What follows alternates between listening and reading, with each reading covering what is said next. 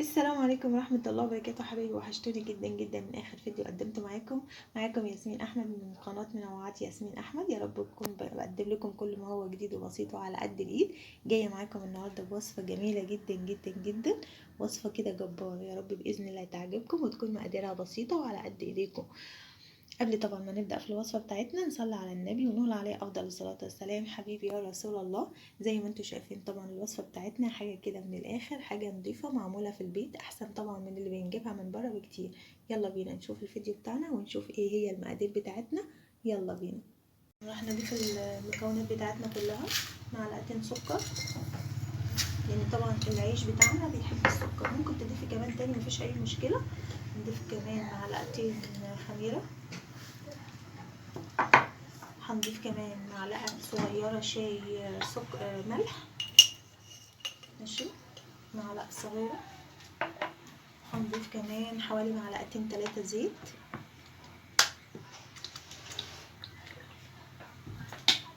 وهنضيف كمان المية الدافية.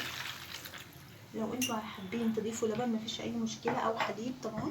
لو مش حابين خلاص. هنقلبه طبعا كويس جدا، وهنسيبه من 10 دقايق ل5 دقايق عشان بس نشوف الخميرة بتاعتنا اذا كانت متفاعلة معانا ولا لا. اهو طبعا زي ما انتوا شايفين، يا ريت الكاميرا تجيبه كويس. شايفينه بقى عامل رغاوي ازاي؟ سبحان الله. شايفينه الميه طبعا او الماده السائله مش باينه. شايفين هو عامل ازاي؟ حاجه كده من الاخر ما شاء الله. هنضيف طبعا دلوقتي الدقيق بتاعنا، وانا جايبه كيلو دقيق. ماشي، طبعا الكيلو الدقيق بتاعنا منكوب وجاهز.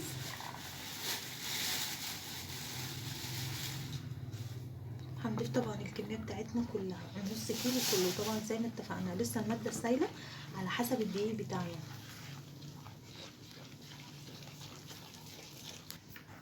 اهو طبعا انا حطيت بقيت كميه الدقيق اللي كانت باقيه. وطبعا كده هنبتدي طبعا نضيف الماده السائله بتاعتنا، وهنبتدي طبعا نضيف الماده السائله. اهو طبعا يا جماعه احنا ضفنا في الاول ملو كوبايه، احنا دلوقتي هنضيف كمان نص كوبايه تانية ونشوف الدنيا فيها ايه.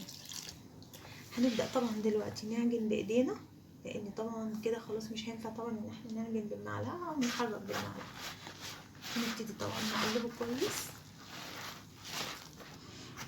اهو طبعا بعد العجينه بتاعتنا ما خلصت، زي ما انتوا شايفينها عجينه طريه ملساه جميله جدا ناعمه. هنسيبها دلوقتي طبعا لحد ما تخمر ونشوفها مع بعض باذن الله ونشكلها مع بعض. اهو دلوقتي كده بعد العجينه بتاعتنا ما خمرت زي ما انتوا شايفينها، هنضطر بقى ان احنا نفشها. ماشي، ونرجع نلمها تاني. وبعد طبعا ما نلمها تاني هنسيبها تخمر تاني معانا. والحركه دي مهمه جدا جدا جدا جدا. ماشي كده تمام. هنسيبها بقى تخمر مع روحها مره تانية. وطبعا بعد ما خمر المره التانية هنبتدي طبعا نقطعها قطع صغيره. يعني بصوا يا جماعه، بصوا ما شاء الله عليه. يعني مش قطع كبيره ولكن قد الليمونه، يعني قد الليمونه المتساويه. بصوا اهي، مش هنكبر اكتر من كده. طبعا على رخامه او على صينيه مدهونه مرشوشه بحبه زيت. هنبتدي طبعا نقطع كل ده ونحطها. بصوا هنقطع كل الكميه بتاعتنا بنفس الطريقه دي كده ونحطها معانا هنا.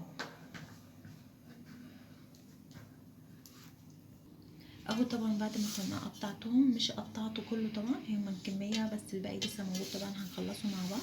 هناخد طبعا اول واحده احنا خدناها او اول واحده احنا قطعناها، هنلفها لفه حلوه كده. بعدين طبعا هنبدا نفرد مع بعض. هنحاول طبعا نفردها مش قوي، يعني يكون السمك بتاعها حلو كده. ممكن طبعا نديها فرده بسيطه. ماشي،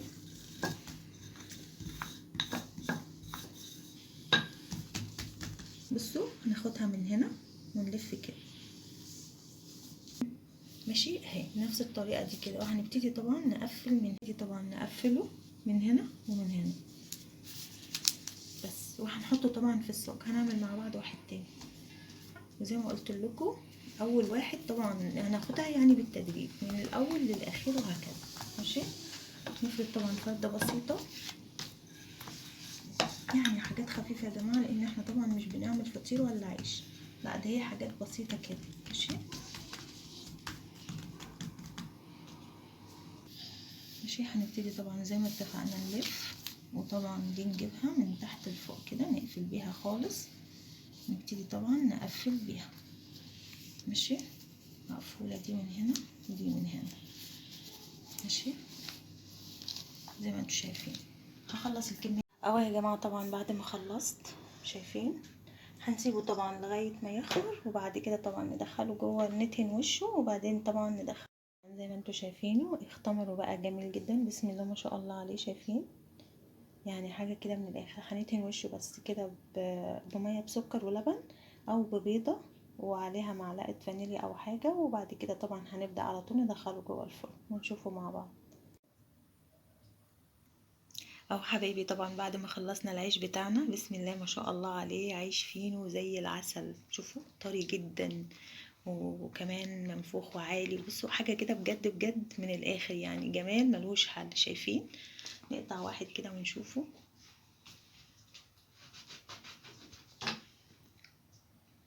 شفتوا؟ بصوا ما شاء الله، شايفين وعيش ازاي وجميل وطري خالص. بصوا ما شاء الله عليه، حاجة كده من الآخر. يا رب بإذن الله يكون الوصفة بتاعتي عجبتكم وتجربوها وتقولوا لي ايه رأيكم في التعليقات.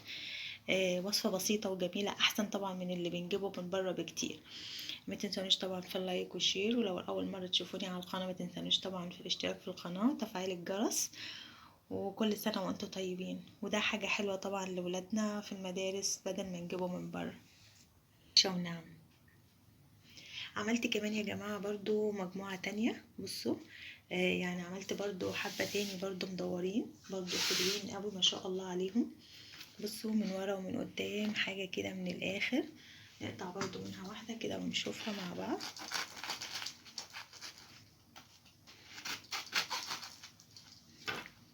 بصوا ما شاء الله عليها، كمان جميلة جدا جدا جدا. بسم الله ما شاء الله. يا رب بإذن الله يعجبكم. السلام عليكم ورحمة الله وبركاته.